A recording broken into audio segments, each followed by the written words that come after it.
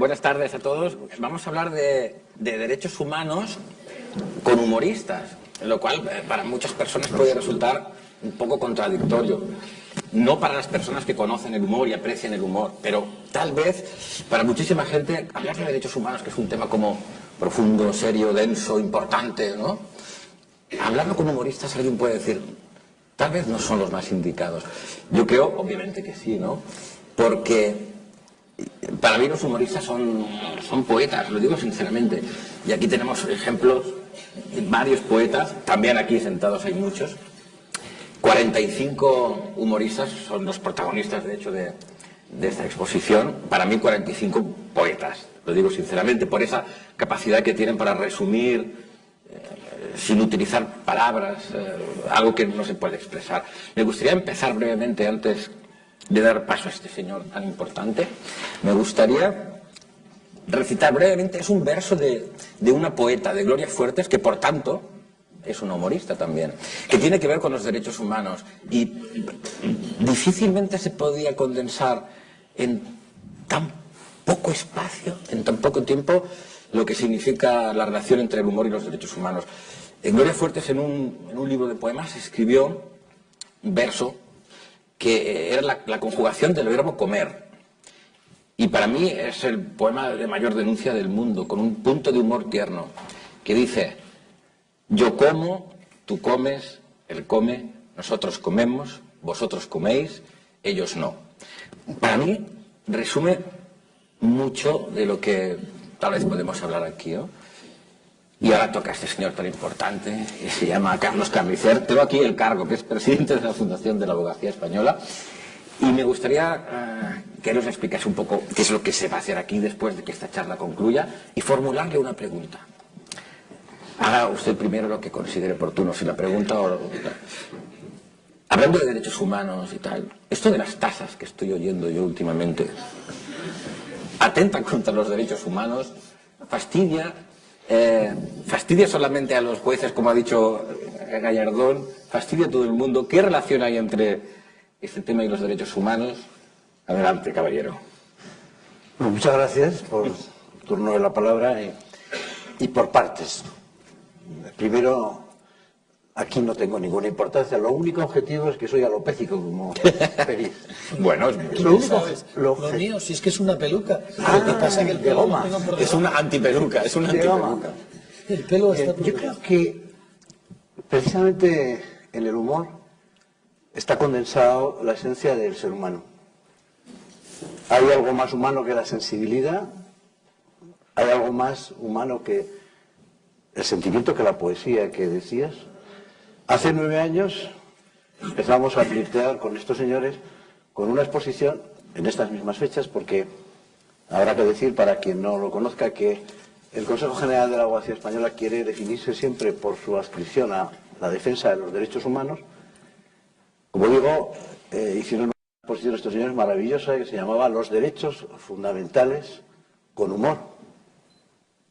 Y la verdad es que pues tiene mucho de positivo y mucho de humor. El artículo primero de la Declaración de Derechos Humanos dice algo tan bueno y divertido como que todos los seres humanos somos iguales en dignidad y derechos. Y dotados como estamos de razón y conciencia, debemos comportarnos fraternalmente los unos con los otros.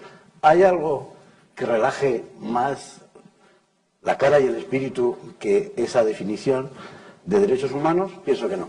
Por tanto, nos planteábamos qué título darle. Y ahora, como me equivoqué, me matan. Yo creo que fue Forges en un momento determinado que dijo, o Peridis, uno de los dos. Es igual, como están siempre a la greña, pues Peridis fue el que dijo, ¿todavía? El todavía es lo característico. Y pues llevo demasiado tiempo hablando del señor Gallardón, pero toca pues hablar una vez más. Claro que tienen que ver las tasas con los derechos humanos. En España tenemos un sistema de garantía del derecho de defensa y del acceso a los tribunales. Es un derecho fundamental. Los derechos fundamentales son aquellos que el pueblo español se ha reservado para sí mismos, que los gobiernos no pueden tocar. Los gobiernos no pueden disponer de los derechos fundamentales. Y cuando tienen que sacar una legislación que afecta un poquito a esos derechos fundamentales, tienen que hacer una ley que se llama ley orgánica. Tiene que ir reforzada con muchísimas voluntades de los ciudadanos para que se pueda sacar una ley que afecte un poquito a derechos humanos. Pero lo que no se puede hacer es, a derechos fundamentales, lo que no se puede hacer es, de alguna manera, eliminarlo, directa o indirectamente. Claro. Bien, pues las tasas que se han aprobado hace poco en el Parlamento español son de tal cuantía que muchas personas que no tienen el beneficio de justicia gratuita tampoco, no van a poder pagarlas y por tanto se quedarán sin derechos. Es decir, la tutela que define nuestra Constitución, la tutela judicial efectiva quedará cojita, le faltará la última parte. No puede ser efectiva porque no se puede acceder a ella. Y le pongo, para terminar, si no le voy a hipotecar la sesión, un ejemplo. ¿Usted cree que va a haber muchos españoles que vayan a recurrir una sanción de 100 euros previo pago de 200 euros de tasas? Claro. Eso es lo que dice la ley. Yo creo que está clarísimo, ¿no? Yo no hay nada más que decir. Pues vamos a presentar a estos hombres tan importantes. Antes he dicho que son humoristas, por tanto poetas. Se me ha olvidado decir que para mí son una representación, una muestra de los mejores humoristas que hay en España y por tanto de las personas más importantes que hay en España, porque para mí hay muy poca diferencia entre ser humorista y ser importante, ¿no? Empezamos por la señora, a presentarla. Isabel Vigiola, ¿qué tal? Vigiola. Muy contenta de estar. ¿Estás contenta? Muy bien. Ella es viuda de Antonio Mingote, que esto no deja de ser también un homenaje a Mingote. Ya me lo habéis dicho y lo agradezco. ¿Qué tal? ¿Estás contenta? Estoy contenta y orgullosa de que hayáis contado conmigo. Primero porque los derechos humanos, todo el mundo dirá que le importa mucho y no lo llevamos a rajatabla, pero es importante. Y luego porque por recordar a Antonio, claro, y por hablar de lo que a Antonio le importaba de verdad. Creo que todo el mundo sabe cómo en Antonio era de las personas que más le preocupaba lo de los derechos humanos. José María Gallego. Buenas tardes. Viñetista del Mundo. Julio Rey, viñetista del Mundo, Gallego y Rey. Forges, que se ha puesto allí porque este oído es el que, no es broma, es el único que oye bien. Entonces le ha pedido ponerse ahí, ¿no? No, se ha puesto porque Perinis dice era que no. mi sitio y quiere que se le pegue algo de lo mío. Vale. Oye, ya estáis presentados. Alguna enfermedad, me refiero. Yo os haré una pregunta general para todos, ¿vale? Y contestáis, pero podéis contestar otra cosa distinta a lo que yo formule, ¿eh? Pero sería, ¿por qué estáis aquí? ¿Qué os ha hecho venir aquí? Que empiece quien quiera. Pues porque nos ha llamado el Consejo General de la Abogacía. Bueno, sí, pero es un poco poético. Ha prestado la sede Caixa Forum, lo presentas tú, es una ocasión de estar con el resto de los compañeros humoristas. Y no hay una exposición. Y sobre todo. Efectivamente, están los compañeros ahí. Habéis venido vosotros y bueno, pues vamos a pasar una tarde, un rato felices porque todavía quedan derechos humanos. Hemos venido a celebrar que todavía hay derechos humanos y gente que la defiende en los despachos, en la prensa, en la calle y en los chistes, porque no vamos a decir la verdad, y en las ondas. ¿Qué te parece la razón? Es una razón perfecta. No, A ver, Forges, ¿qué nos dice? En todo lo de todavía, yo le aplaudí mucho porque además me pareció que era una idea estupenda. Pero yo lo entendí de otra manera, o sea, todavía hay que seguir defendiendo los derechos humanos. Bueno, pues tenemos dos ejemplos. Cuando en Europa, yo no voy a hablar de Haití, o sea, no os voy a contar lo que está pasando en Haití, cuando, por ejemplo, es un país arrasado, directamente arrasado, no queda un árbol, e incluso entras en Google Earth, miras el mapa de la isla, la Española, y ves que la parte de la República Dominicana es verde, y la parte de Haití es color marrón, ¿vale? No hay un solo árbol, es suelo. ¿Sabéis por qué? Porque desde tiempo inmemorial los bates que se usan en Estados Unidos, se usaban antes, ahora son metálicos, para jugar al béisbol, se sacaban de los árboles de Haití. Estamos hablando del año 1808, cuando empezó el follón de funcionamiento de los bates hasta ahora. Eso es, entre otras muchas cosas, las cosas que pasan en Haití. ¿Y sabéis cuántos muertos ha habido en el último ciclón en Haití? Cerca de 400. Todos sabemos que en Estados Unidos ha habido 20.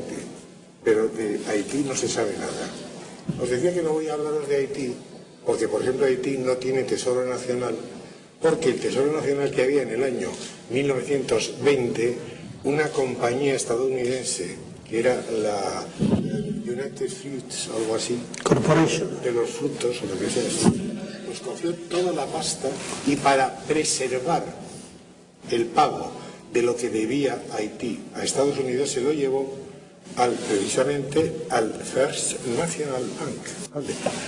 Y allí está metido desde el año 1920. ¿Dónde está el Tesoro Nacional de Haití? No existe. Puerto Príncipe es una ciudad arrasada con una colina en la cual, rodeados por una muralla y cientos de guardaespaldas, vive una élite, mientras la gente se muere de hambre directamente. Fijaos si hay que hablar todavía de los derechos humanos, pero eso que está pasando en Haití, que curiosamente además coincide, no se sabe por qué, pero que es así, con un cinturón del hambre mundial y universal, que concretamente se puede llamar el cinturón del hambre, es la coincidencia con la francofonía. ¿Qué pasa? Que coinciden los países donde ha habido colonia francesa, donde más hambre en el mundo hay. Bien, yo recuerdo que nuestra cultura hasta hace muy poco tiempo también estaba muy influida por Francia. Y se están viendo cosas en España, yo no quiero alarmar por supuesto, pero lo digo, que predicen unas situaciones muy, digamos, francófonas. Sabéis que los franceses son muy chulos para esto. Ellos llaman la francophonie, está integrada por todas las personas que han incluso estudiado francés de pequeños. Entonces, claro, nosotros somos la generación francesa, somos de la francophonie, por supuesto. Y como no voy a hablar de Haití, pues no hablo de Haití. Has hablado de Haití, ha hecho muy bien. Yo no sé si me toca hablar o no, pero de todas maneras a mí frenarme, porque cuando estaba Antonio me paraba. Yo empiezo a hablar y no paro, y tengo ese defecto. Pero precisamente al ir a venir aquí y comentarlo con las personas que me están ayudando a recopilar cosas de Antonio, ha ocurrido una cosa que impresionante. Mi sobrina dice, yo creo que me lo ha dicho, no lo ha dicho desde el punto de vista religioso ni dato, yo creo que me ha avisado, me ha dicho, porque en un sitio donde yo no tocaba nunca y que es lo único que no le organizaba Antonio, hay una carpeta de manuscrita de él, que no organizaba nada, con manuscrito con entrevistas y muy ordenado todo y con la fecha y todo. Y entonces me lo han pasado aquí para leerlo mejor.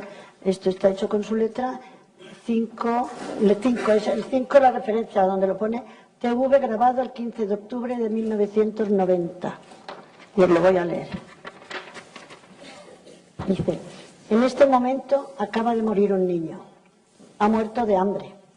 Mientras usted comenta esta noticia, mientras lamenta la desgracia, mientras se dice a sí mismo cómo puede suceder esto, otro niño ha muerto de cualquier cosa. Porque los niños hambrientos, deshidratados, sucios, contaminados y solos se mueren con mucha facilidad. Hoy mismo, en estas 24 horas, morirán sin la menor dificultad 40.000 niños por haber nacido en un lugar no conveniente para los que quieren crecer y convertirse en hombres y mujeres, que es lo que harían sus hijos de usted por haber tenido la suerte de nacer aquí y precisamente en su familia. En el tiempo que tardará su hijo en destrozar ese camión a pilas que le compró usted ayer por su cumpleaños, en esos minutos y en un país no demasiado lejano, morirán 2, 3 o 5 niños que si vieran una pila solo preguntarían si esa cosa se come. Mientras usted, señora, traslada a su carrito en el supermercado un envase de su detergente favorito, tal vez una lata de comida para su perro, estarán enterrando a una niña envuelta en harapos, de piernas esqueléticas y vientre abultado, que ha tenido tanta suerte que incluso la entierran en lugar de dejarla ahí, donde se dejan los muertos de hambre y que se apañen. Mientras usted, en ese embotellamiento donde ha venido a caer de vuelta a casa, lamenta el tiempo que está perdiendo sentado en su automóvil sin poder hacer nada por evitarlo, una mujer, en un país que no es por suerte para usted, ve cómo su hijo se le muere en los brazos, sin poder hacer otra cosa que espantarle las moscas que se le han parado en las llagas purulentas y que ya no le molestan en absoluto. Mientras miles de niños se debaten, tristes, desesperadamente, en una miseria mortal, debemos preguntarnos qué hacemos nosotros para evitar esa vergüenza que nos abochorna. Y mientras nos contestamos que nada, que no hacemos nada y que tal vez deberíamos hacer algo, en esos segundos otro niño muerto. Deje de hacerse preguntas y actúe. Es urgente. Antonio Mingote.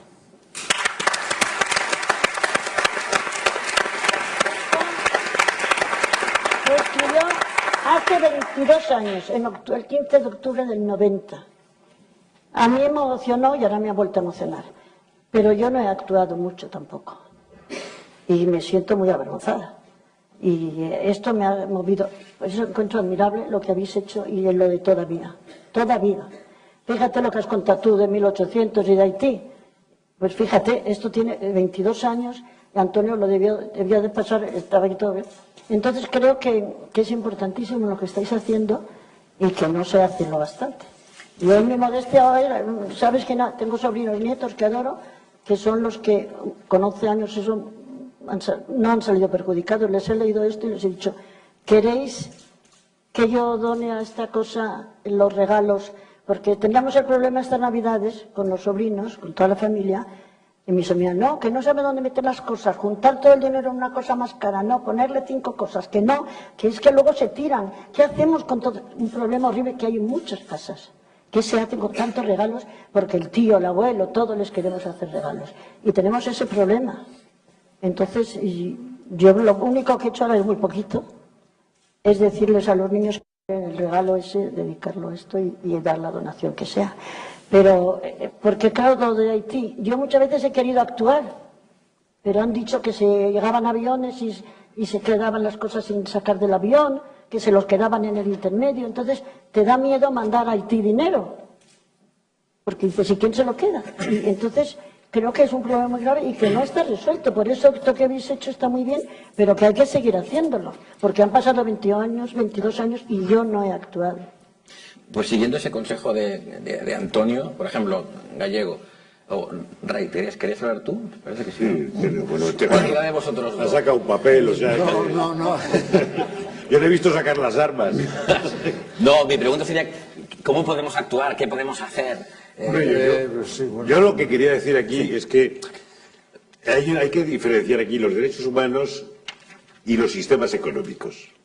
O sea, quiero decir, a mí lo que me asombra que el hombre, después de 6.000 años o 8.000 años de civilización, ha conseguido redactar una maravilla de la poesía social como es la Declaración de Derechos Humanos que oí el lunes en el Congreso de los Diputados, leída por los niños que participan en el Premio Defensor del Pueblo, que es un premio que se convoca en los colegios españoles, donde los niños hacen dibujos interesantísimos sobre los derechos humanos, porque son esos dibujos de primaria, llenos de expresividad, con toda la inocencia del mundo, pero con una fuerza demoledora.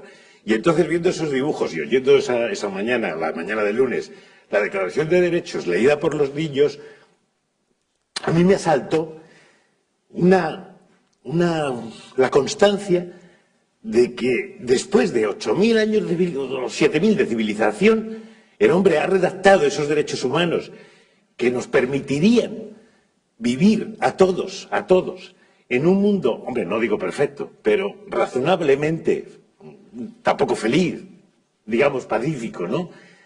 Y resulta que no hemos sido capaces en esos años de arbitrar un sistema económico medianamente justo que permita que no haya media humanidad muriéndose de hambre. O sea, de una manera, lo de Haití y lo de otros 140 países del globo. O sea, que todos hemos salido durante los años anteriores que han sido de bonanza, todos hemos salido al extranjero y hemos visto lo que se ve por ahí y hemos apreciado en qué país vivimos, porque claro, es que cuando sales por ahí te das cuenta, o sea, lo de los telediarios y los informes semanales es muy triste, pero ver las chabolas en Río de Janeiro, en las favelas, ver Santo Domingo, ver en las afueras de La Paz en Bolivia, eso es terrorífico, el mundo árabe. O sea, es que te preguntas, pero esto cómo no revienta, sí es insoportable. Y eso no es un sistema, son todos, es el mundo como está organizado. Y nosotros ahora nos estamos dando cuenta modestamente de por dónde van los tiros, porque nos las están dando. O sea, ahora mismo en España estamos viendo cómo los derechos humanos efectivamente están muy relacionados con el dinero. Y cuanto hay menos dinero, hay menos derechos humanos. Claro, no solamente son las tasas, es la vivienda, son los desahucios, es el paro, son los ERES, es la ley de esta laboral absolutamente demencial que ha permitido crear puestos de trabajo, no, despidos en masa y gente que está a dos velas. Y a mí esos son los derechos humanos que me preocupan. O sea, quiero decir, los que evidentemente, que no es en los derechos humanos, es el sistema mundial económico, que es una porquería. Yo sí... Bueno, es que estoy indignado, se nota, ¿no? Julio, le toca a Julio, que aún no ha hablado Julio. Venga, adelante. No, yo me veis, los derechos humanos, la Declaración Universal tiene 30 artículos, como todos sabemos. Yo voy a leer solamente 2 y luego hablamos de esto. Son cortitos, no sé si me permitís. El artículo 23 dice, 1. Toda persona tiene derecho al trabajo, a la libre elección de su trabajo, a condiciones equitativas y satisfactorias de trabajo y a la protección contra el desempleo. 2. Toda persona tiene derecho, sin discriminación alguna, a igual salario por trabajo igual. 3. Toda persona que trabaja tiene derecho a una remuneración equitativa y satisfactoria que le asegure, así como a su familia, una existencia conforme a la dignidad humana y que será completada, en caso necesario, por cualesquiera otros medios de protección social. 4. Toda persona tiene derecho a fundar sindicatos y a sindicarse para la defensa de sus intereses. Artículo 25. 1. Toda persona tiene derecho a un nivel de vida adecuado que le asegure, así como a su familia, la salud y el bienestar, y en especial la alimentación, el vestido, la vivienda, la asistencia médica y los servicios sociales necesarios. Tiene asimismo derecho a los seguros en caso de desempleo, enfermedad, invalidez, viudez, vejez u otros casos de pérdida de sus medios de subsistencia por circunstancias independientes de su voluntad. 2. La maternidad y la infancia tienen derecho a cuidados y asistencias especiales. Todos los niños nacidos de matrimonio o fuera de matrimonio tienen derecho a igual protección social. Afortunadamente, esto no es Haití, Antonio. Pero esto está muy bien, pero, a ver, abogado, todo eso está muy bien leído, muy bonito. ¿Y quién es el que manda y impone eso? Y dice, tú, este es el derecho, yo doy los derechos. Al ministro, no voy a hablar de los banqueros, pobres, al fulanito, al que tiene dinero, vamos a ver, como el fulanito tiene derecho a este trabajo, es lo que has leído ahí, y usted que tiene mucho, pues usted trabaja menos o le da esto o de dinero para formar una empresa porque todo eso está muy bonito escrito, pero ¿quién lo pone en marcha? Claro, si es que aquí el problema está que hay derechos humanos muy bonitos que son muy realizables, pues son gratis. O sea, respeto a los demás, estupendo, es gratis. Ahora, vivienda, educación, sanidad, joder, eso hay que pagarlo. Entonces, se produce aquí los derechos humanos, ¿dónde florecen? En Suiza. Ahí es donde florecen, y Noruega, Los jefes de Suecia. venga, los derechos humanos lo primero de todo, ¿no? Lo primero... Por alusiones, como se dice. No, por alusiones flácidas. Por alusiones. ¿Sabes? Lo primero de todo. Tú dices, ¿qué podemos hacer? Es algo muy simple. Mira, Albert Schweitzer, el famoso filósofo del siglo XX, dijo una frase eminente que es: solo con pensar en lo mal que está la vida en muchos lugares del globo, ya estamos haciendo algo. Fíjate, solo con pensar. Cuando se dice eso de que si las ONGs, que tal y cual, eso es otra cosa que no tiene nada que ver contigo, ni conmigo, ni con ninguno de los que estamos preocupados con esto. Allá ellos. Es indignante, absolutamente indignante, que con la comida que tiramos los españoles en un año puedan vivir 100 millones de personas en el mundo. Cuando digo los españoles, no digo los franceses, Porque los franceses, con lo que tiran los franceses, pueden vivir 200 millones de personas al año. Fíjate cómo es. O sea, es algo tan simple como eso. Hay comida que sobra por todos los lados. ¿Cómo es posible que cuando se están dando, cuando dices tú que esto no es Haití, fíjate, ¿cómo es posible que se suelte el pastorrón que se van a llevar los bancos en este momento para subvertir una deuda hipotecaria de personas que no pueden pagar sus hipotecas? Cuando lo lógico, lo sensato, lo que se entiende que deberíamos hacer, que se debería hacer en el Parlamento, era ese dinero vale para pagar las hipotecas de las personas que no pueden pagar su hipoteca. Los bancos tendrían su dinero y las personas su piso. Las personas, perdona, conviene matizar que se están suicidando, ¿eh? Por eso, no, por supuesto. Que ya no hablamos Claro, o sea, solo de dinero. más a mi favor. Perdón, no, hipoteca. Entonces, esto que has leído de que todo el mundo tiene derecho a todo eso, entonces, si estos derechos humanos que están ahí movidos se realizaran, no tendría todo el mundo que vivir para tener un techo que estar hipotecado. Tendría que haber podido tener una casita, no es esto. Pero porque tienen que pagar, tienen que hipotecarse porque no tienen derecho. Es mentira, no tienen derecho. Periodista que está No, deseando hablar. es solo un matiz a saber, y es que parte de las cosas que he leído en la Declaración de los Derechos Humanos también lo ampara nuestra Constitución española. Sí, claro, claro.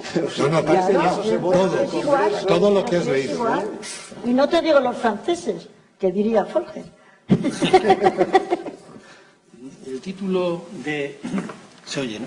Yo creo que derechos humanos todavía, pues es que...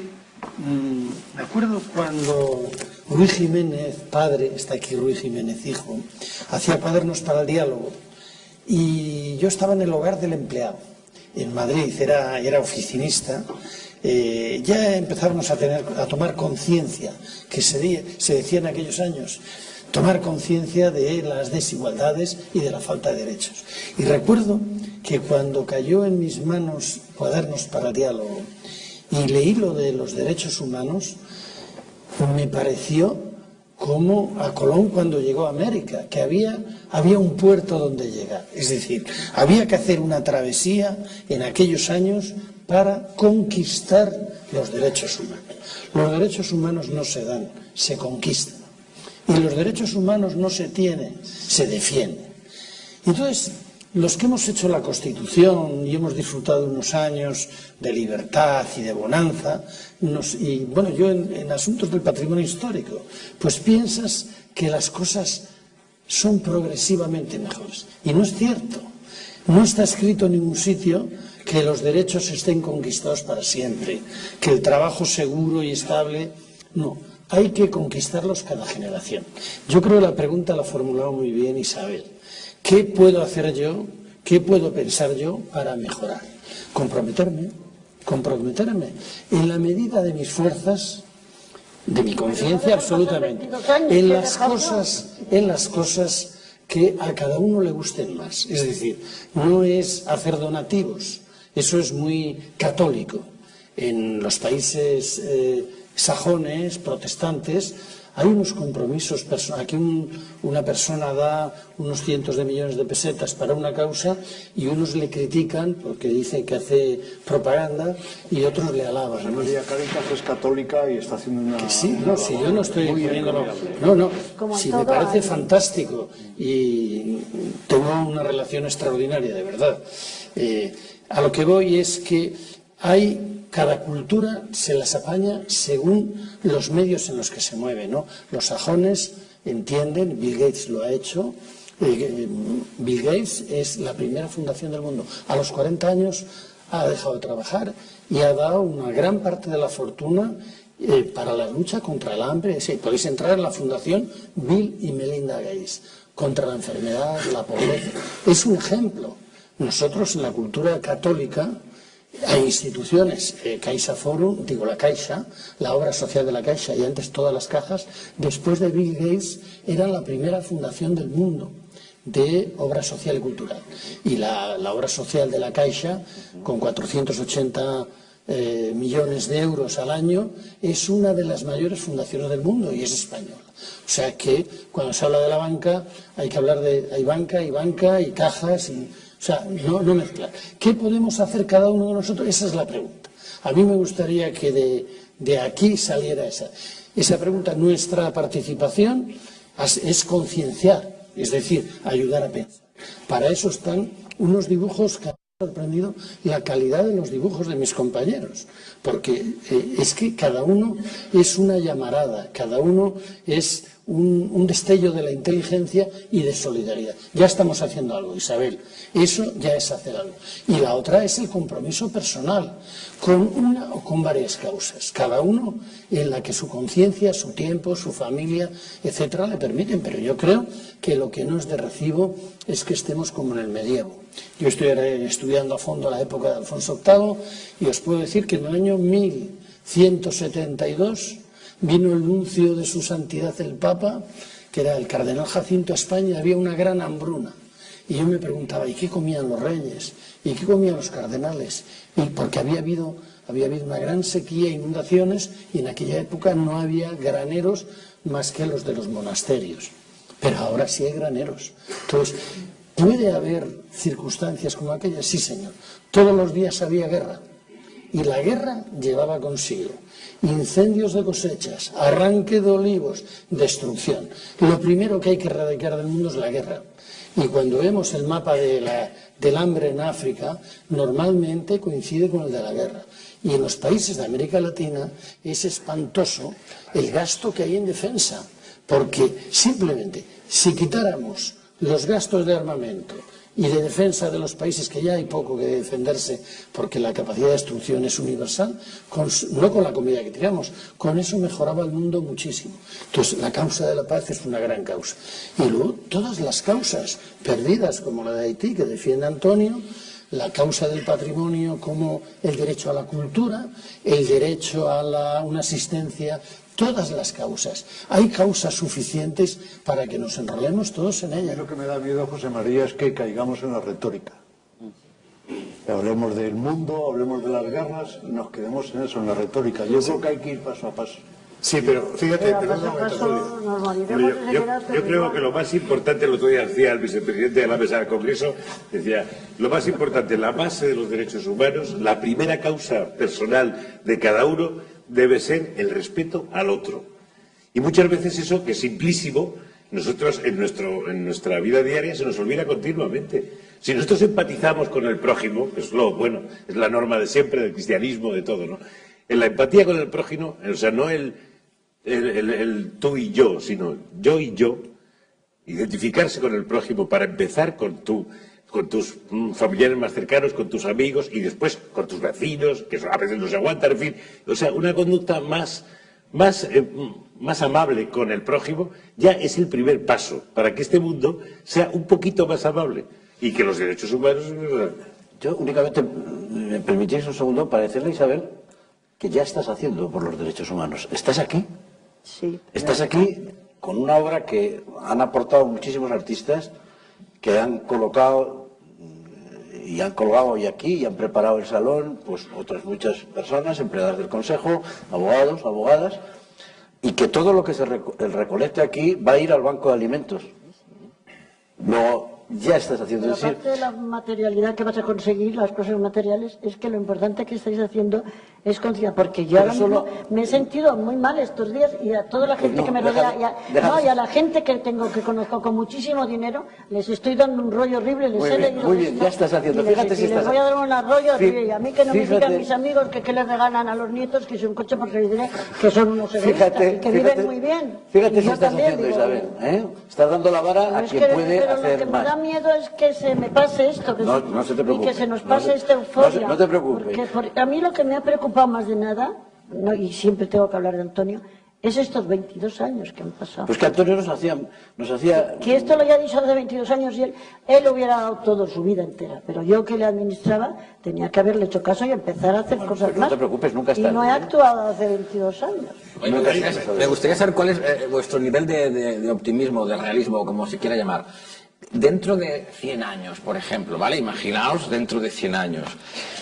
Recordarán los que estén... 100 años todos con peluca como... Ya no estaremos aquí.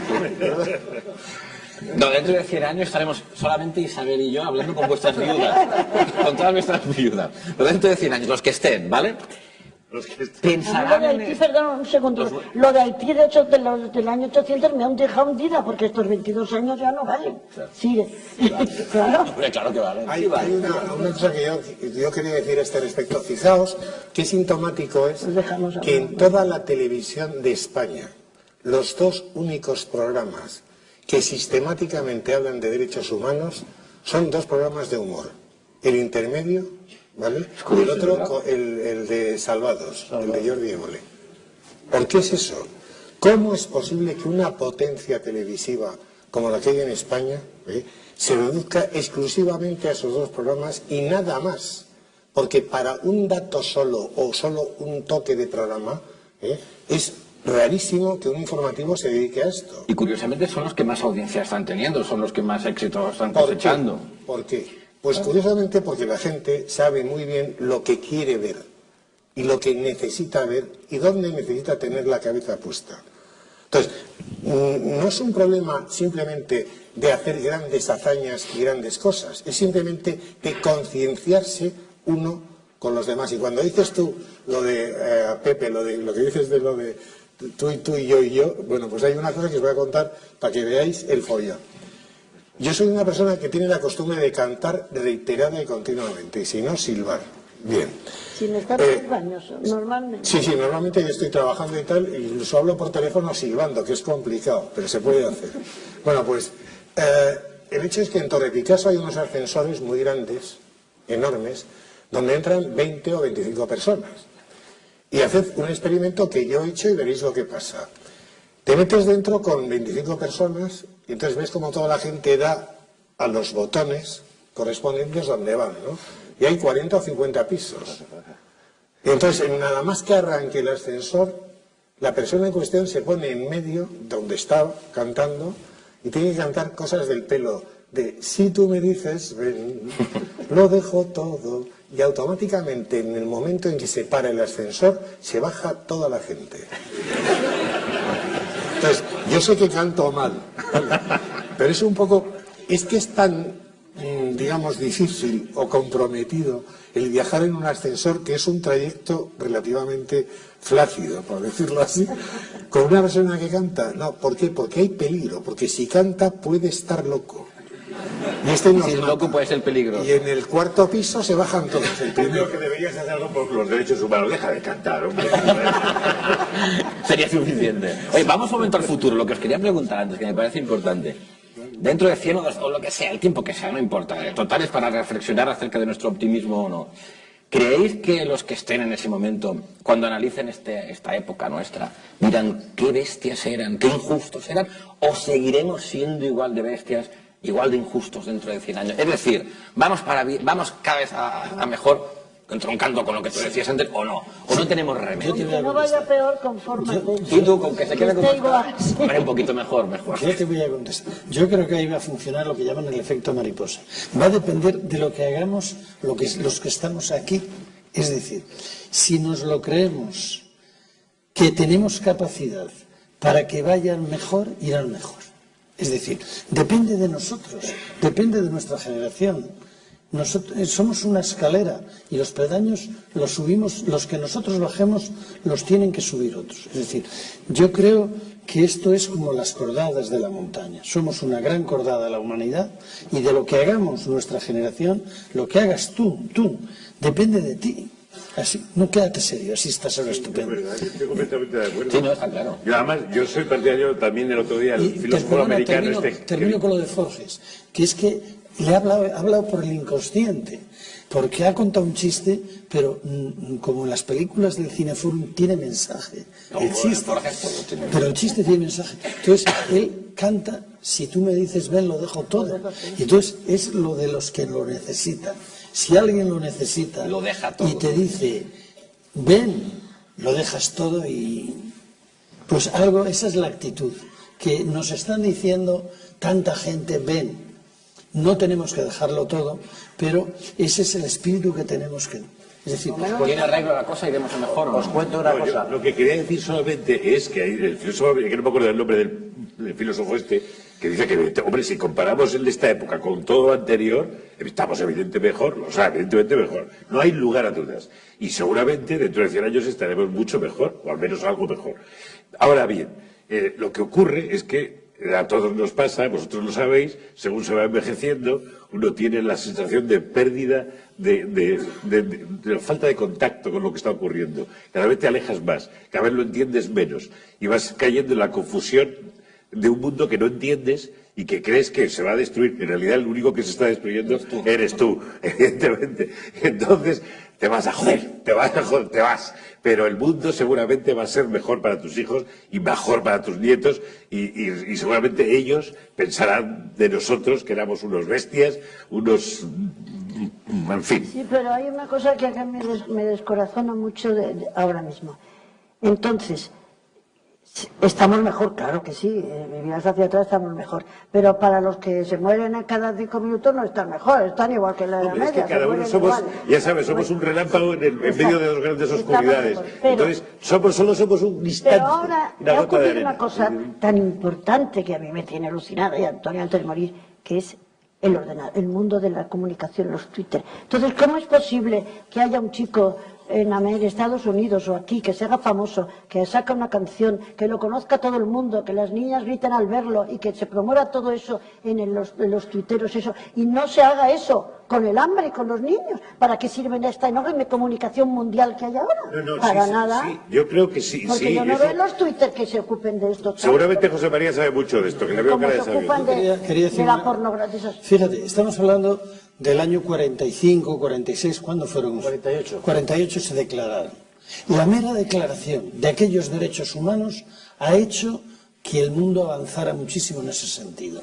Y luego seamos justos y positivos. ¿Hay más derechos humanos en América Latina ahora?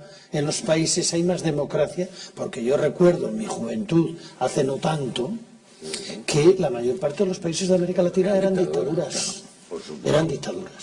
Y oye, hace años que no hay un golpe de Estado. Fíjate, no está tan lejos Argentina. Podemos volver, siempre se puede volver. Miremos a Asia. Miremos a Asia. Sí, pero yo te pregunto, no, José espera, María. termino. No, sí, es solo Pregúntame. Hablando de democracia. ¿La prima de riesgo no es una dictadura? Bueno, pero eso es cambiar el tercio. Sí, No, es posible. Pero a pesar de eso, hablando de horizontes, porque tú has planteado un horizonte 2100, ¿no? El horizonte 1900, es que yo me voy al 1100 por la formación profesional.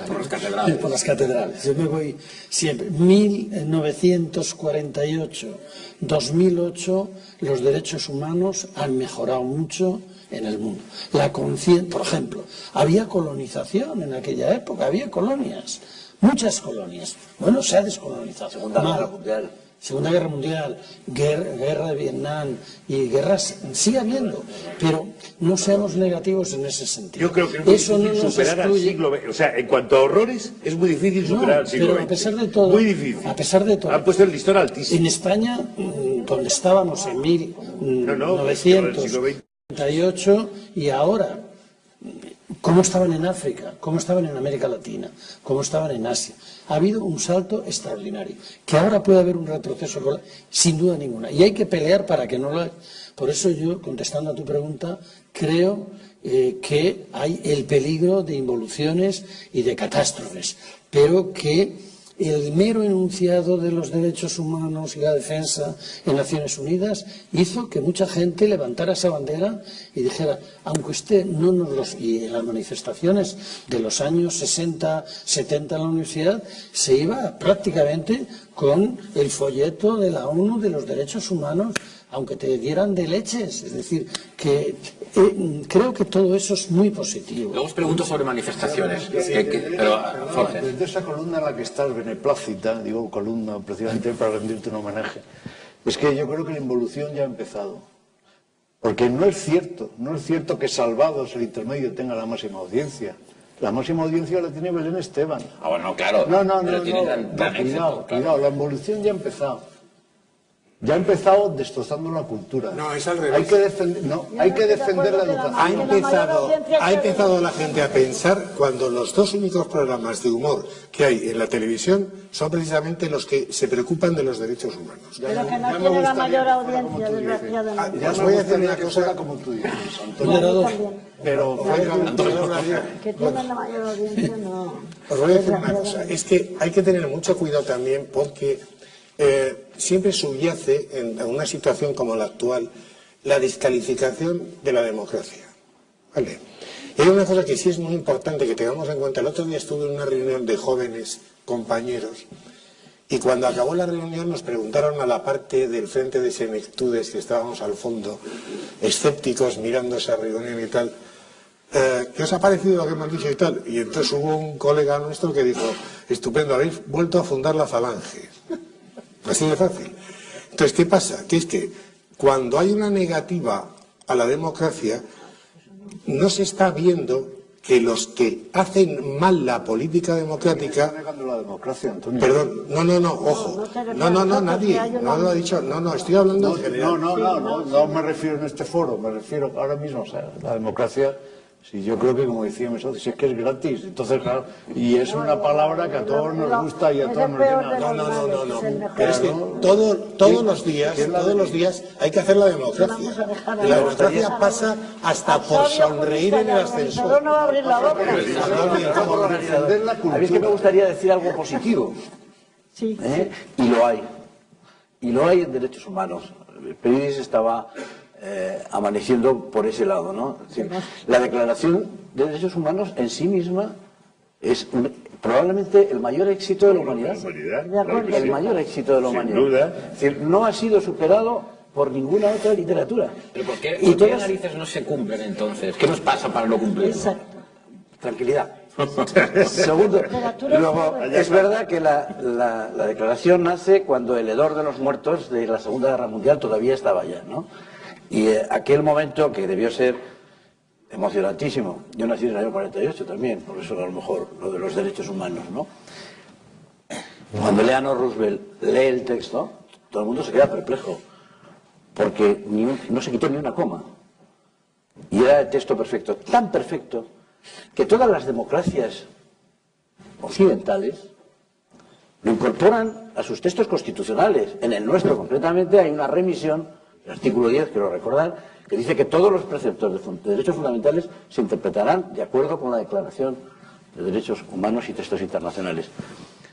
Luego, hay un punto de inflexión en la historia de la humanidad. Concretamente, en todos los países que tienen sistema democrático de verdad, no han tenido guerras. No han tenido guerras. Y ojalá sigamos así. Pero ese es un punto positivo. Y lo que os quiero decir es que no solo hay en el mundo hambruna alimenticia, hay una hambruna de dignidad mucho más importante. Y ahí voy a presumir de abogados.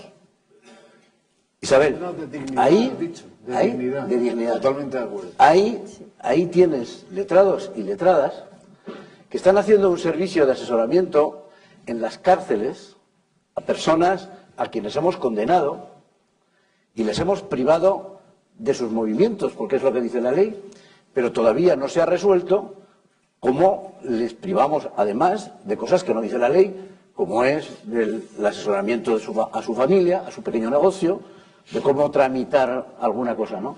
Pues ahí tienes compañeros y compañeras que incluso a costa de su depósito de gasolina van a hacer ese servicio para salvar la dignidad de las personas. Y mira, este año, con esto ya acabo, precisamente en este foro la abogacía española celebra siempre su conferencia del Día de Derechos Humanos.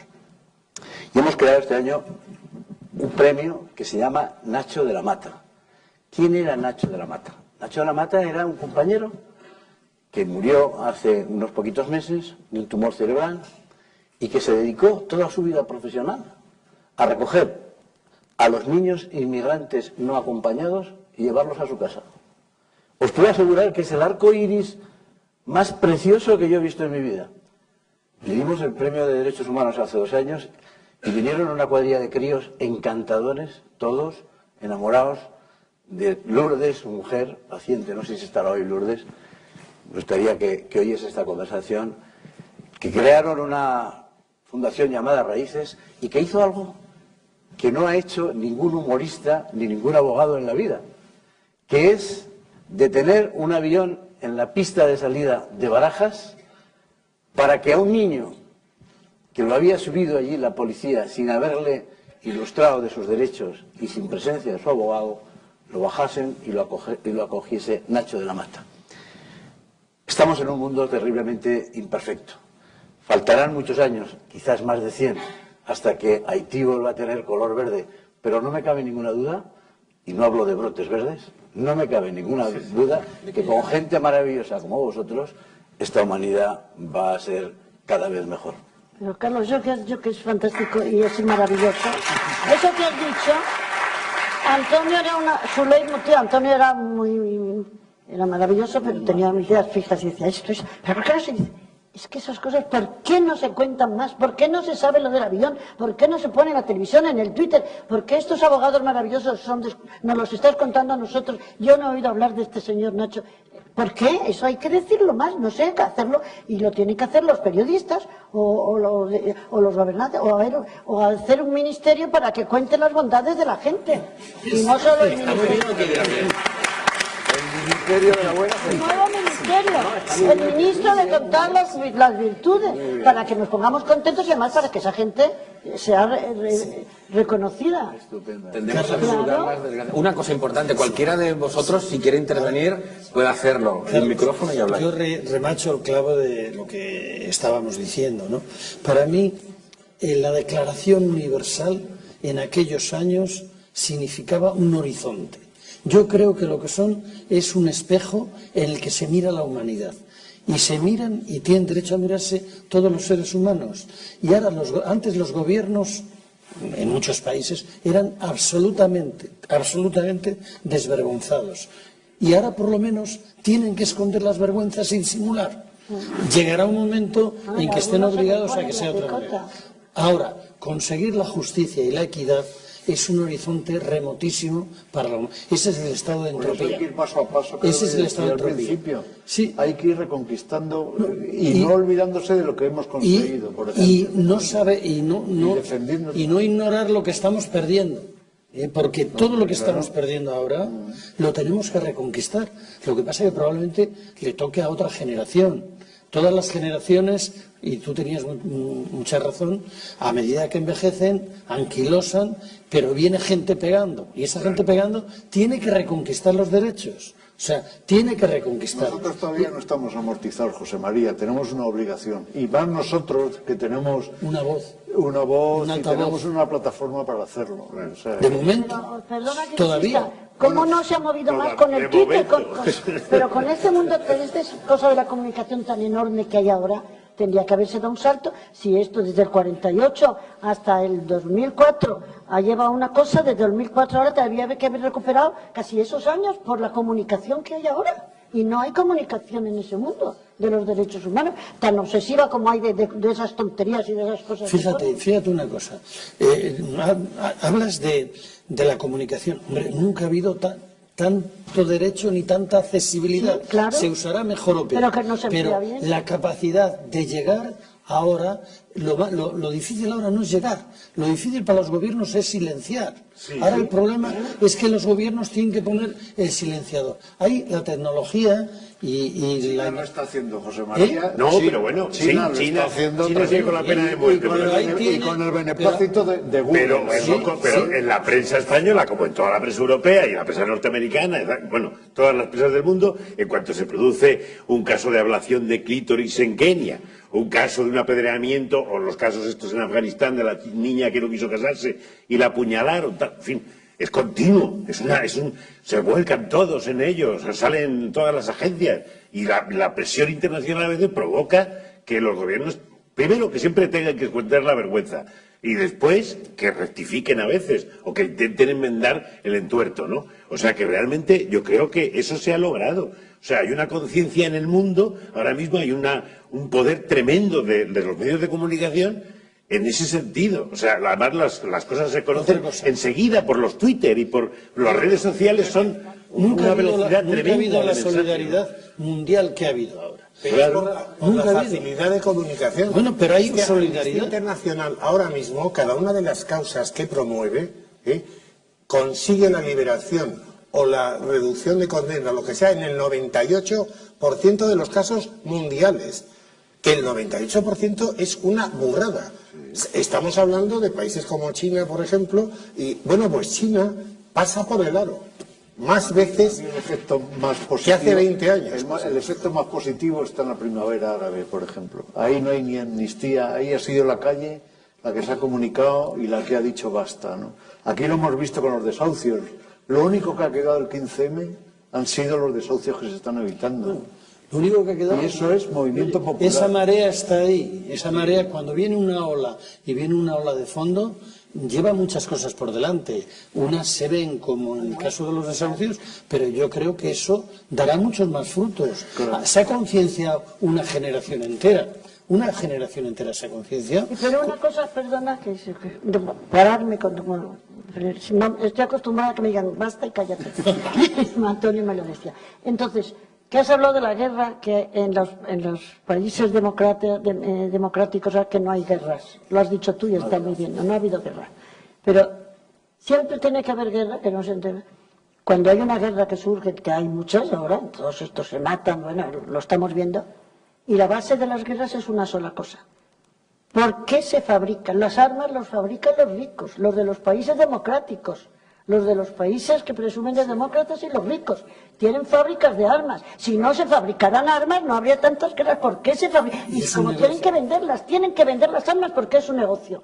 Entonces, lo primero que tendrían que hacer, fíjate cómo me estoy poniendo de pedante en el mundo entero, es hacer una comisión para decir prohibida fabricar armas y que vuelvan a la lanza y que se partan la cara con la espada y con el mazo y con el bate de nervios.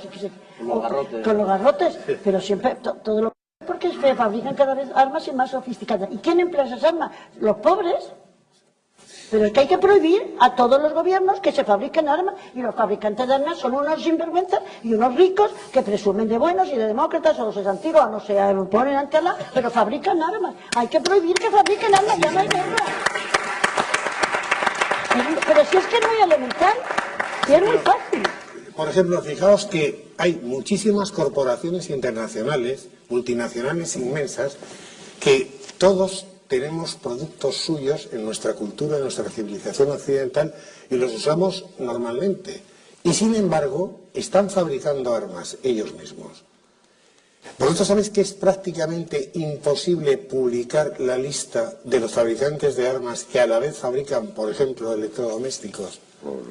Porque automáticamente que lo publique, el medio que lo publique, se le retira la publicidad. Claro, pero O sea, todo es así. si lo publican todos a la vez, estas pues cosas, claro, se queda todo hay el que mundo sin decirlas, publicidad. Hay que hacer una guerra, una guerra contra la guerra. Isabel, en la Fundación tenemos una actividad, lo que pasa es que como siempre me tratan de loco, pues no me dejan hacer lo que quiero. Hay un tratado internacional antiminas personales que prohíbe, no solo prohíbe colocar en este momento minas antipersonas, sino que obliga a gastar determinado dinero, que viene normalmente subvencionado a los países ricos, a retirar, a limpiar los campos. Hay algunos países, de estos pobres, que en vez de gastar el dinero en limpiar las minas, lo que hacen es gastarlo en otras cosas. Yo quería meterles un pleito, no me dejan. Quería meterles un pleito por estafa a esos señores, y por homicidio, evidentemente, cada vez que se produce una muerte o cada vez que se produce una mutilación. Pero tenemos esas normas internacionales de prohibición, por ejemplo, ahora de las bombas llamadas de racimo, pero las siguen utilizando, tienes razón.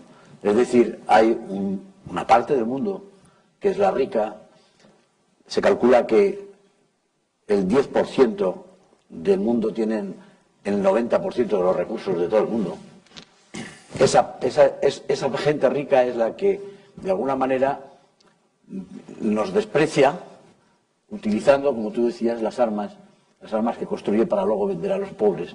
Tiene que haber guerra, Y lo que creo que tenemos que hacer todos, es esforzarnos más en que esa legislación no solo exista, que existe en algunos casos, sino que se aplique.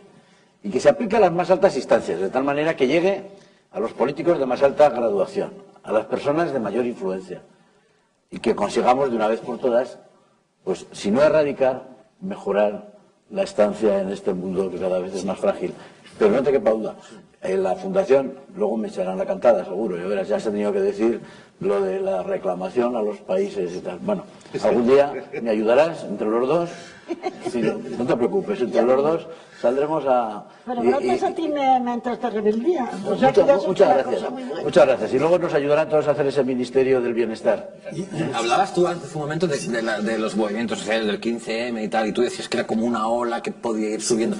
¿Estáis todos convencidos de que esta ola irá subiendo o a lo mejor se va Las olvidando? olas ya sabes lo que hacen. Pero vendrá otra. Vendrán. Seguro. Yo voy a interpretar a Forges otra vez, porque es que dice cosas, pero lo que subyace es mucho siempre, Antonio. Tienes una... Como un sabio. Subyace. Y antes decía que los que fabrican armas a lo mejor fabrican electrodomésticos, pero no se dice por la publicidad. No, lo importante es que si la opinión pública sabe quién es, hay boicot.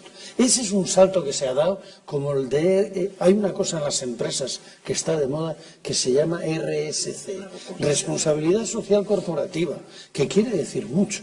Ese es un salto cualitativo en las empresas, que es una obligación moral de que el proceso de fabricación sea ecológico, no atente contra la salud de la gente, se haga sin explotación, cumpliendo los derechos humanos. Hay empresas muy importantes cuyos proveedores utilizaban niños.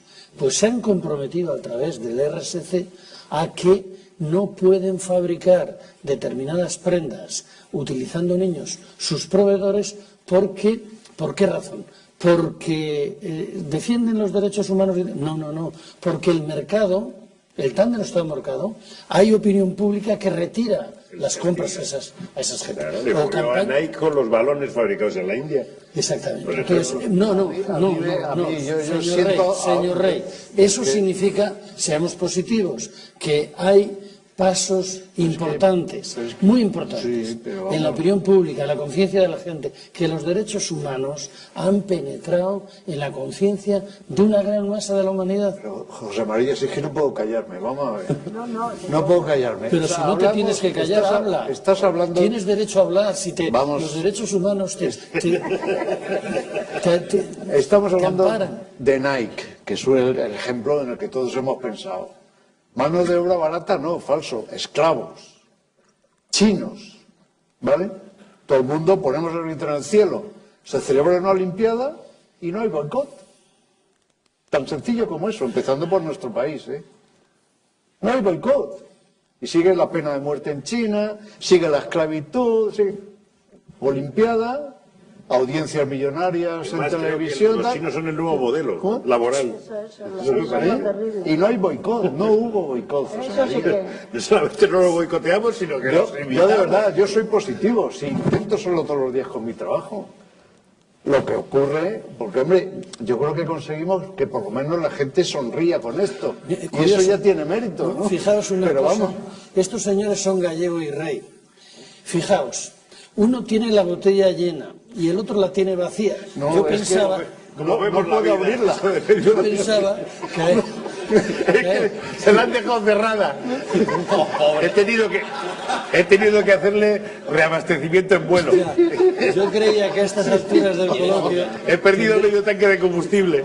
Eso sí, mi botella no está ni medio vacía ni medio llena, está llena. Llena. Oye, ¿alguien quiere preguntar aplausos algo, son decir para algo, la señorita. opinar? Sí, ¿no? ¿Alguno de vosotros? Hay un micrófono para... Hay un micrófono para... abastecer. Aquí. Cuidado. ¿Alguien?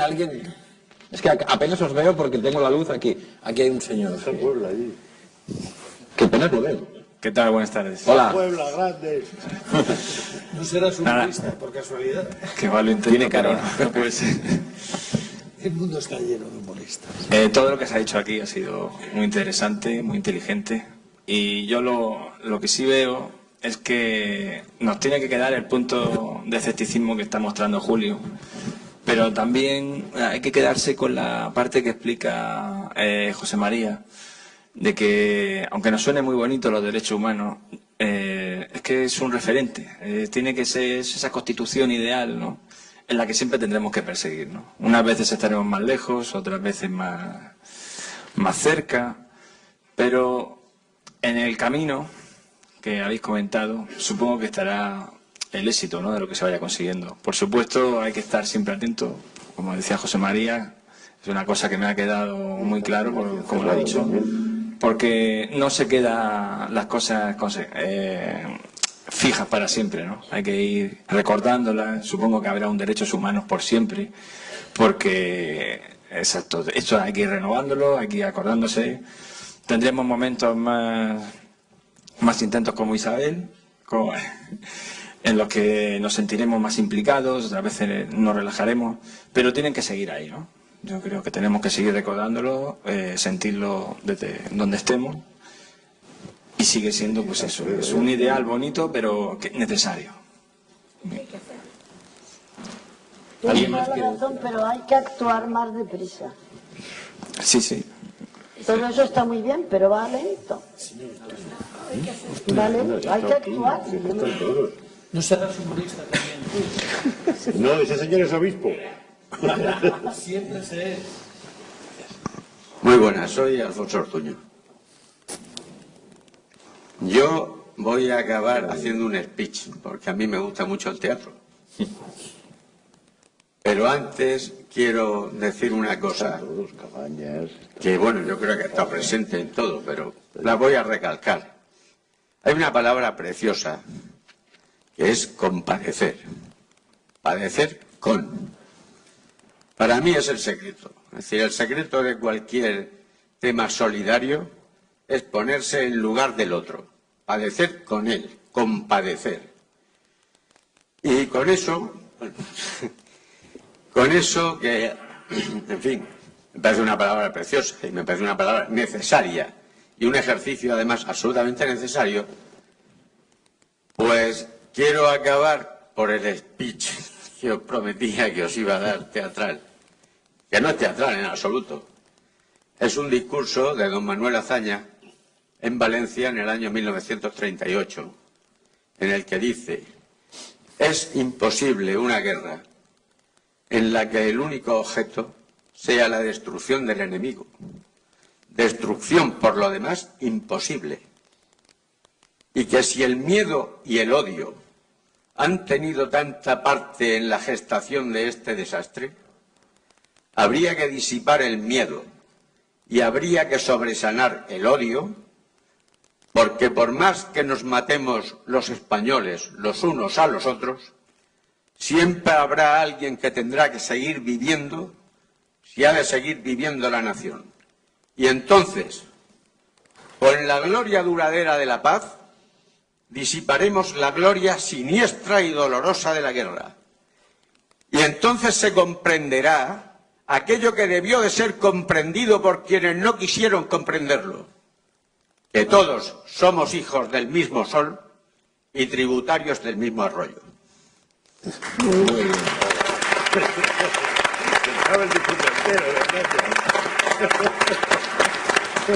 Me parece que hay que acabar, me da rabia, pero hay que acabar. Decirte una cosa cada uno, breve y bonita, que nos emocione a todos. Va.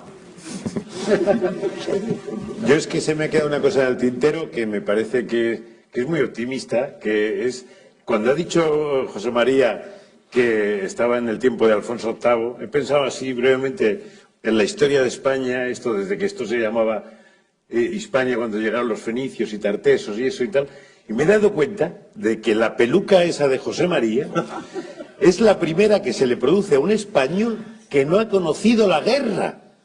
Una generación que no ha conocido la guerra.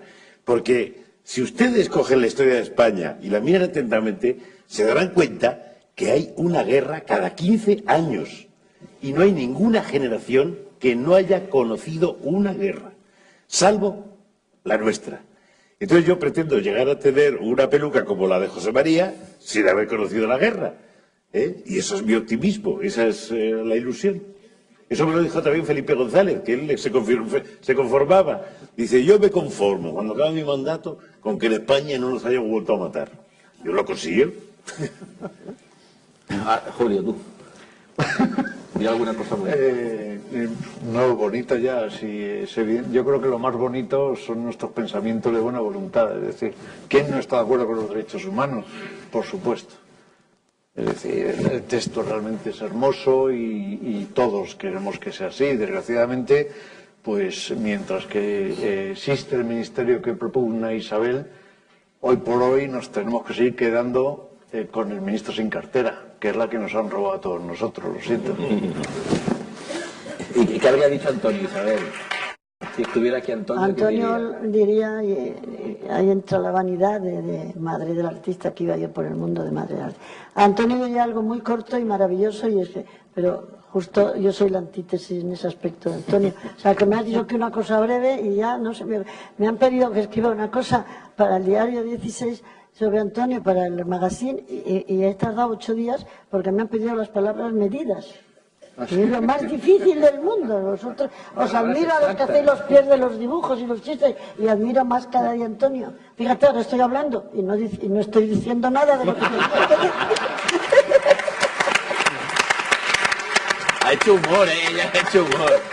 No, solo quiero decir, a ver si lo digo brevemente, que hay que ser optimista, que hoy estoy pesimista con lo que le digo a Antonio y negativa, pero que no somos tan malos todos, y que lo que tenemos que hacer, en nuestra medida, todos, es hablar mucho de esto. No tanto como yo, pero hablarle a todo el mundo de esto, y insistir mucho en esto y en decir que tenemos que ser más buenos. Y yo a veces en casa digo, tenemos que ser más buenos, vamos a jugar a ser buenos, vamos a intentar ser buenos. Pues eso, vamos bonito, a intentar eso ser está mejores. Vamos a jugar a ser buenos, me gusta. Yo voy a decir una cosa. He andado mucho por ahí con los monumentos, ¿no? Y hay una palabra que es una preciosidad. Hay que mirar el monumento y el documento. Y el monumento es un documento y el documento es un monumento.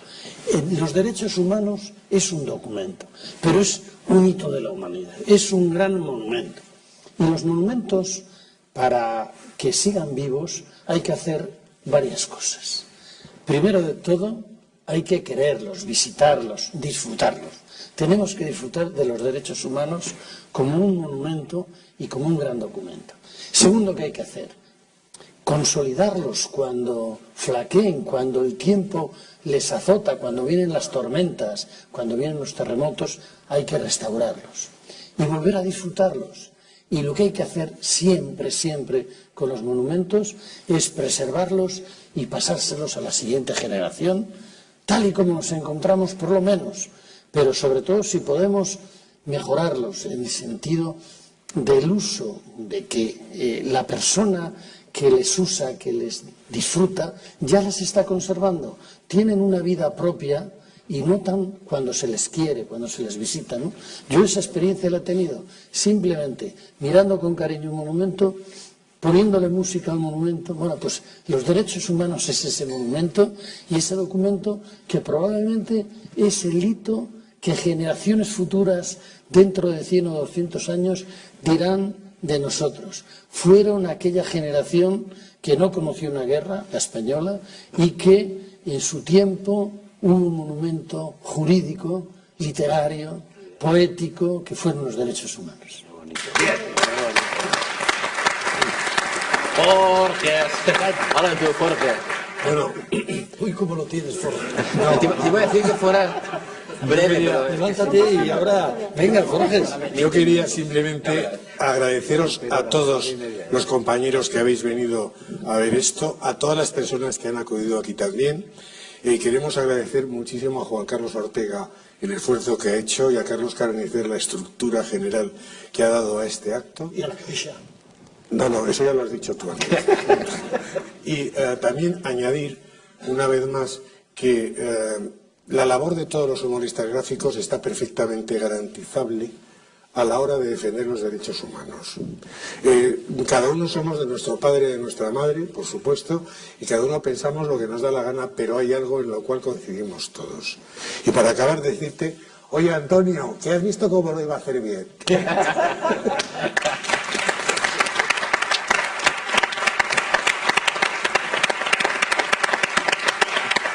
Y ahora Carlos Carnicer cierra esta charla, cierra esta mesa redonda, di lo que te apetezca. Pues tengo que decir, primero, gracias gracias a todos los asistentes, pero gracias especialmente a las 6 maravillosas personas que me han acompañado esta tarde sin merecerlo. Y por tanto soy un afortunado, ¿ves, Isabel? Sin merecerlo nosotros. Sin merecerlo. Sin merecerlo yo. Sin merecerlo yo. Y yo voy a terminar, pues, plagiando una frase de un aragonés, la persona más enamorada que he visto de los derechos humanos, que murió no hace mucho, que es José Antonio Labordeta. Aquel verso que decía: habrá un día en que todos, al levantar la vista, veamos una tierra que ponga libertad. Y gracias. Pues muy bien. Es un orador, es fantástico. No, pero es un orador. Oye, pues gracias a todos. Ha sido bonito, a mí me ha gustado. Y hasta hoy, pero ha durado, en teoría tenía que durar 1 hora, hemos estado 1 hora y 26 minutos. Lo cual está muy bien, que se hayan pasado tan, Y hay fútbol. tan rápido. ¿Hay Pobre fútbol? público. ¿Hay fútbol? Hay fútbol. Ah, no lo sabía. Esto es una exhibición. Gracias.